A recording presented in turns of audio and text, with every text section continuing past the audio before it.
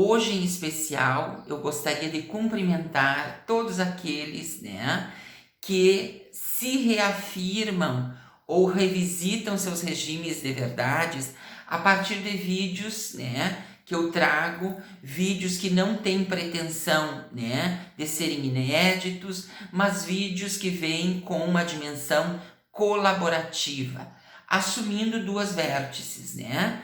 Primeira, a nossa incompletude, a nossa dimensão de vir a ser todos os dias como identidade que aprende a aprender, né? E a segunda, a dimensão de que amigos e amigas do saber é nosso dever nos imbuirmos de um conhecimento que se mobiliza a cada instante, né? Que é líquido, que é circular, que é em rede, né? E que nós seríamos tolos se não entrássemos, né, nos assumindo nesse processo, né, de inconclusão. E hoje, em especial, eu vou falar um pouquinho do tal livro Amor Líquido, de Bauman, que tem causado, de certa forma, um frenesi muito grande, né, porque ele trata não apenas das relações constituídas, né, no sentido das relações afetivas de um com o outro, decidindo estes viverem juntos, mas das relações que vão sendo tecidas nas parcerias profissionais, né, nas relações familiares, nas relações de liderança comunitária, nas relações e nas negociações, se tratando, né, de agregados humanos, que sejam agregados, né, partidários, que sejam agregados por uma outra causa que não esta. Ele vai nos dizendo como que essas relações se constituem para que a gente possa, vez por todas, ter, né, elementos para entender esse processo, para entender isto que acontece com a gente. E nesse sentido eu trago, né, alguns recortes e alguns retalhos que eu gostaria de pedir licença para ler, e a partir daí nós vamos fazer algumas reflexões. Diz Bauman: tão atual, bem-vindos a Babel, nada no mundo está como deveria ou no lugar que imaginávamos.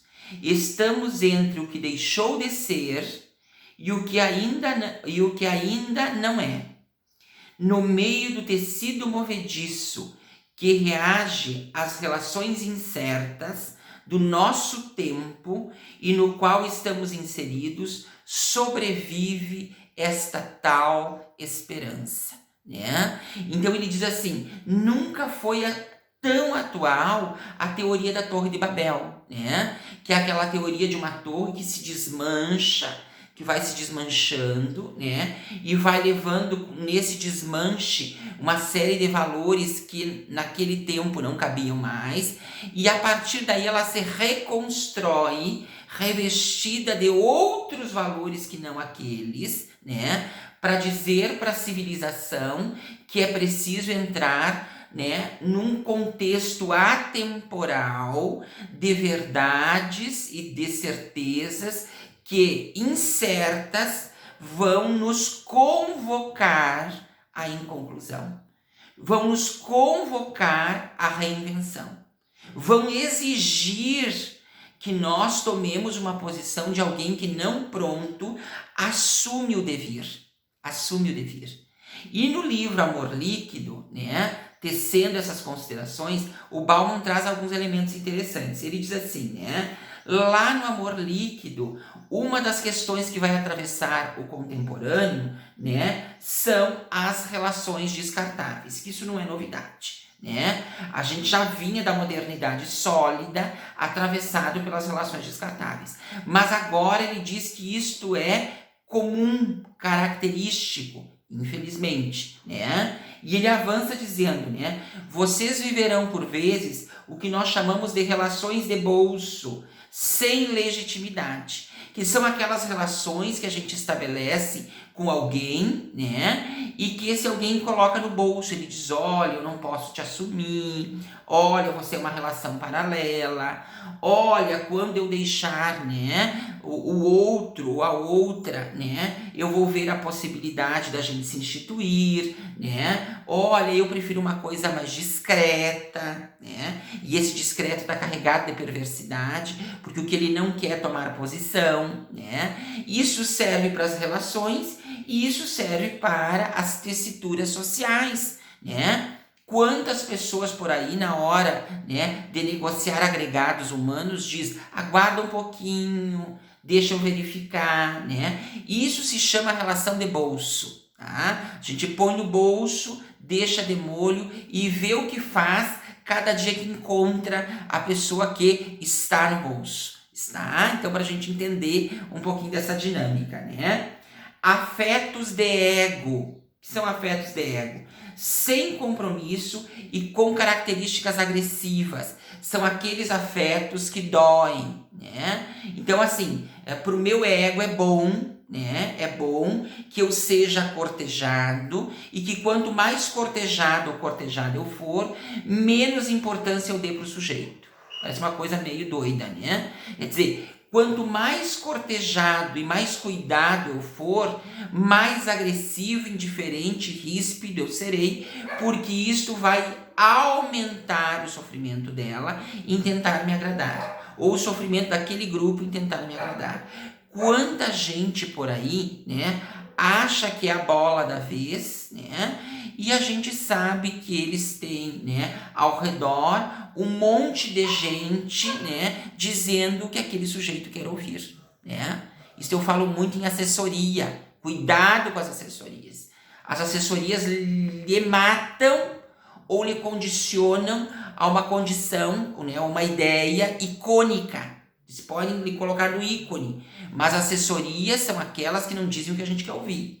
Assessorias são aquelas que orientam de maneira técnica, dizendo o que precisa ser feito para que a gente supere as travessias, né? Então essas são as famosas relações de ego. Gente que precisa ouvir que é maravilhoso, que é maravilhosa e que ouvindo ainda trata de forma obsoleta esses sujeitos, que o Bauman vai chamar de sujeitos em condição serviçal, né? Para que eles se estiquem ainda mais para aumentar o ego desse sujeito, dessa sujeita, que entende que quanto mais, né, significativa for a relação para ele, mais agressivo ou agressiva ele tem que ser com os seus, né? Para a gente pensar, certo?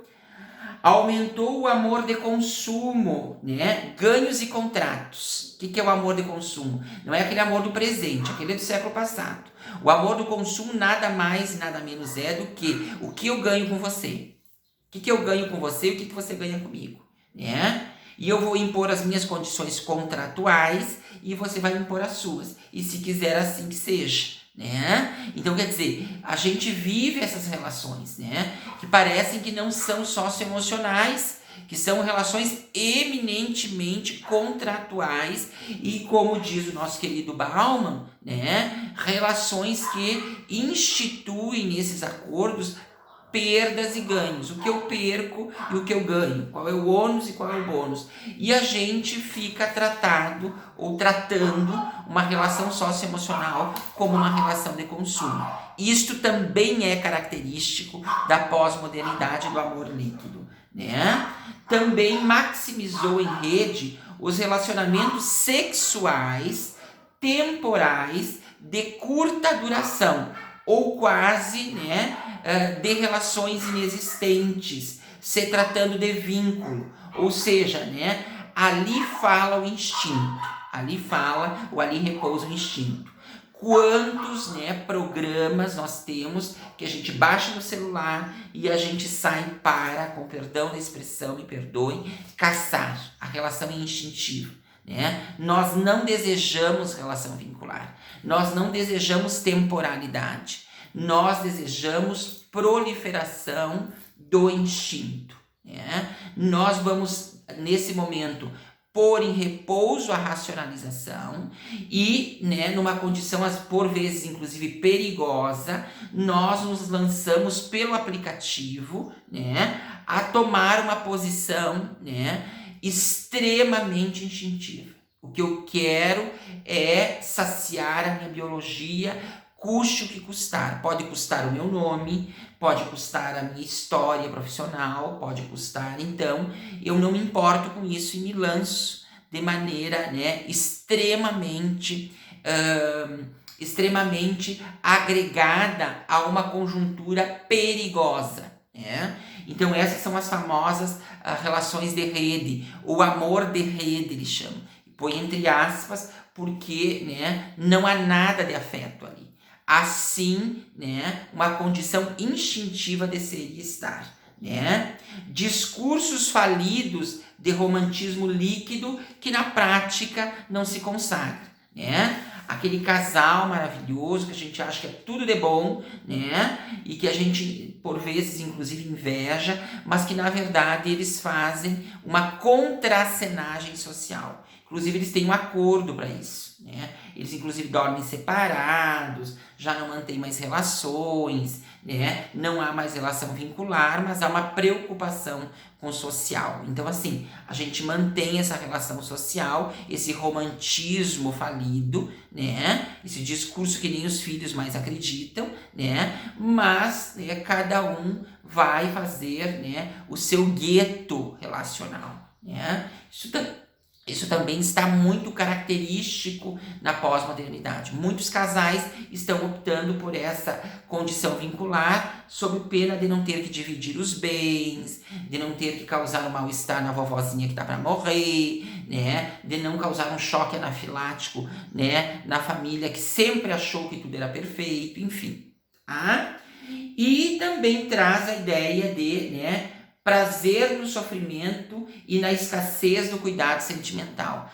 Aquelas pessoas que vão amar, né, serem descartadas, serem agredidas, não receberem o WhatsApp de volta, né, não receberem um carinho, elas vão se apaixonar pelo sofrimento, né? São aquelas que dizem que o bom é realmente não receber atenção, é realmente não ser prioridade, é realmente ficar no escanteio, com perdão da expressão, é saber que, né, além de mim há outros tantos, né, e eu estou disputando porque eu vou conseguir tirar ele das 1.100 pessoas com as quais ele se relaciona, né? Então o amor do sofrimento, esse Bauman diz que veio para ficar. Porque nós temos uma estima tão baixa, uma condição de amor próprio tão fragilizada, que nós invertemos o conceito de afeto. Nós entendemos que a afetividade é aquele que surra a gente, aquele que diz que a gente não pode se vestir assim, não pode se vestir assado, porque aquilo e me perdoem, não dá de rir, ciúme, né? Ele não atendeu meu WhatsApp, só vai me responder amanhã, porque ele quer me mostrar que está no mando. Não, é porque você não é importante mesmo, né? Que fique bem claro. Ou nos trata como prioridade, ou você tem que ver onde você se enquadra em amor líquido, né? Porque você tem que entender que essas relações que eu citei aqui, gente, não são saudáveis. Não são saudáveis. É isso que eu quero dizer para vocês. Eu não citei elas aqui para vocês se enquadrarem e ficarem felizes. Eu citei elas aqui para dizer para vocês que essas relações não são saudáveis. E elas estão vindo para ficar na pós-modernidade líquida, no contemporâneo, né? E eu estou dizendo isto para que vocês, né, entendam que conhecimento é poder, e quem assume o conhecimento como possibilidade de protagonismo antevê, né, tudo aquilo que se passa e que a gente acha que é normal, né? É normal apanhar, é normal ser maltratado. Tanto que em algumas relações as pessoas entram, são bem tratadas e estranham. E começam a maltratar quem as bem trata. Uma coisa doida, né? porque elas estão acostumadas a serem maltratadas e maltratado é bacana. Então, isso aqui que eu citei agora, repito, não são relações saudáveis. São relações doentias da pós-modernidade. Certo? Amor líquido, ô amor líquido. Beijo grande e fiquem bem.